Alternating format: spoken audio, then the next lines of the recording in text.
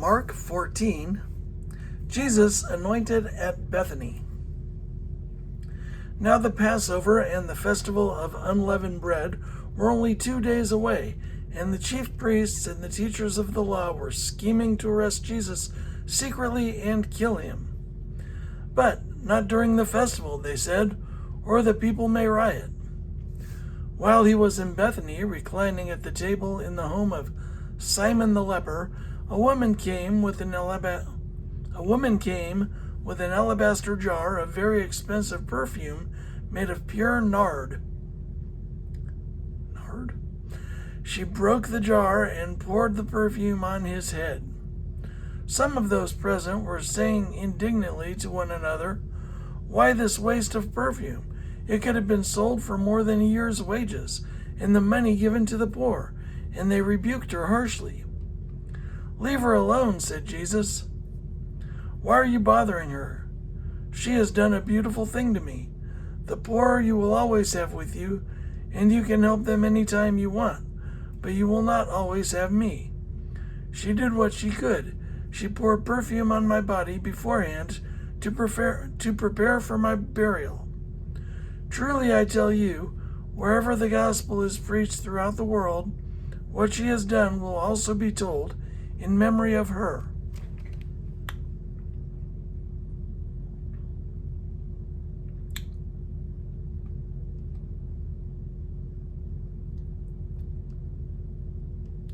In memory of her, but she's just called a woman.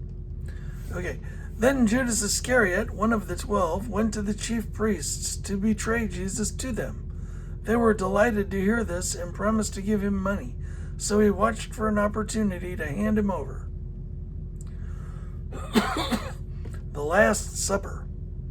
On the first day of the festival of unleavened bread, when it was customary to sacrifice the Passover lamb, Jesus' disciples asked him, "Where do you want us to go and make preparations for you to eat the Passover?" So he sent 2 of his disciples, telling them, "Go into the city, and a man carrying a jar of water will meet you. Follow him. Say to the owner of the house he enters, 'The teacher asks, where is my guest room, where I may eat the Passover with my disciples?' He will show you a large room upstairs, furnished and ready. Make preparations for us there." The disciples left, went into the city, and found things just as Jesus had told them. So they prepared the Passover. When evening came, Jesus arrived with the 12. While they were reclining at the table eating, he said, "Truly I tell you, one of you will betray me, one who is eating with me." They were saddened, and one by one they said to him, "Surely you don't mean me." "It is one of the 12, he replied, "one who dips bread into the bowl with me. The Son of Man will go just as it is written about him. But woe to that man who betrays the Son of Man. It would be better for him if he had not been born." While they were eating, Jesus took bread, and when he had given thanks, he broke it and gave it to his disciples, saying, "Take it, this is my body." Then he took a cup, and when he had given thanks, he gave it to them, and they all drank from it. "This is my blood of the covenant, which is poured out for many," he said to them. "Truly I tell you, I will not drink again from the fruit of the vine until that day when I drink it new in the kingdom of God." When they had sung a hymn, they went out to the Mount of Olives. Jesus predicts Peter's denial. "You will all fall away," Jesus told them, "for it is written, 'I will strike the shepherd and the sheep will be scattered.' But after I have risen, I will go ahead of you into Galilee." Peter declared, "Even if all fall away, I will not." "Truly I tell you," Jesus answered, "today, yes, tonight, before the rooster crows twice, you yourself will disown me 3 times. But Peter insisted emphatically, "Even I have to die with you, I will never disown you." And all the others said the same. Gethsemane. They went to a place called Gethsemane, and Jesus said to his disciples, "Sit here while I pray." He took Peter, James, and John along with him, and he began to be deeply distressed and troubled. "My soul is overwhelmed with sorrow to the point of death," he said to them. "Stay here and keep watch." Going a little farther,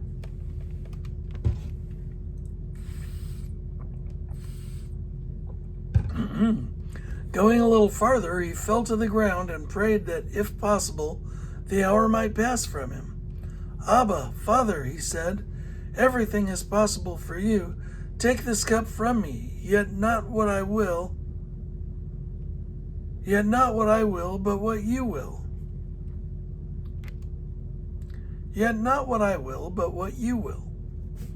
Then he returned to his disciples and found them sleeping. "Simon," he said to Peter, "are you asleep? Couldn't you keep watch for 1 hour? Watch and pray so that you will not fall into temptation. The spirit is willing, but the flesh is weak." Once more he went away and prayed the same thing. When he came back, he again found them sleeping because their eyes were heavy. They did not know what to say to him.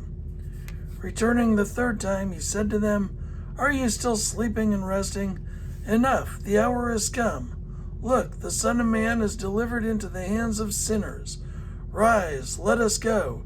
Here comes my betrayer." Jesus arrested. Just as he was speaking, Judas, one of the 12, appeared. With him was a crowd armed with swords and clubs, sent from the chief priests, the teachers of the law, and the elders. Now the betrayer had arranged a signal with them. "The one I kiss is the man. Arrest him and lead him away under guard." Going at once to Jesus, Judas said, "Rabbi," and kissed him. The men seized Jesus and arrested him. Then one of those standing near drew his sword and struck the servant of the high priest, cutting off his ear. "Am I leading a rebellion," Jesus said, "that you have come out with swords and clubs to capture me? Every day I was with you, teaching in the temple courts, and you did not arrest me, but the scriptures must be fulfilled." Then everyone deserted him and fled. A young man wearing nothing but a linen garment was following Jesus. When they seized him, he fled naked, leaving his garment behind. Now, why would he do that? Jesus before the Sanhedrin. They took Jesus to the high priest, and all the chief priests, the elders, and the teachers of the law came together. They took Jesus to the high priest, and all the chief priests, the elders, and the teachers of the law came together. Peter followed him at a distance, right into the courtyard of the high priest. There he sat with the guards and warmed himself at the fire.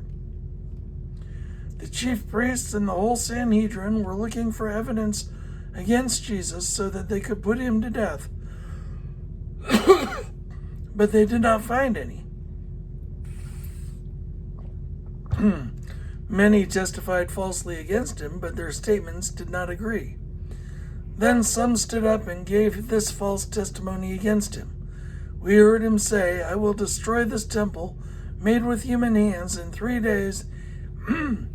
We heard him say, 'I will destroy this temple made with human hands, and in 3 days will build another, not made with hands.' Yet even then their testimony did not agree." Then the high priest stood up before them and asked Jesus, "Are you not going to answer? What is this testimony that these men are bringing against you?" But Jesus remained silent and gave no answer. Miranda writes. Again, the high priest asked him, "Are you the Messiah, the Son of the Blessed One?" "I am," said Jesus, "and you will see the Son of Man sitting at the right hand of the Mighty One, and coming on the clouds of heaven. The high priest tore his clothes. "Why do we need any more witnesses?" he asked. "You have heard the blasphemy. What do you think?" They all condemned him as worthy of death. Then some began to spit at him. They blindfolded him, struck him with their fists, and said, "Prophecy!" And the guards took him and beat him. Peter disowns Jesus. While Peter was below in the courtyard, one of the servant girls of the high priest came by. When she saw Peter warming himself, she looked closely at him. "You also were with the Nazarene Jesus," she said. But he denied it. "I don't know or understand what you're talking about," he said. "I don't know or understand what you're talking about," he said, and went out into the entryway. When the servant girl saw him there, she said against those standing around, "This fellow is one of them." Again he denied it. After a little while, those standing near said to Peter, "Surely you are one of them, for you are a Galilean." He began to call down curses, and he swore to them, "I don't know this man you're talking about." Immediately the rooster crowed the second time. Then Peter remembered the word Jesus had spoken to him, "Before the rooster crows twice, you will disown me 3 times." And he broke down and wept.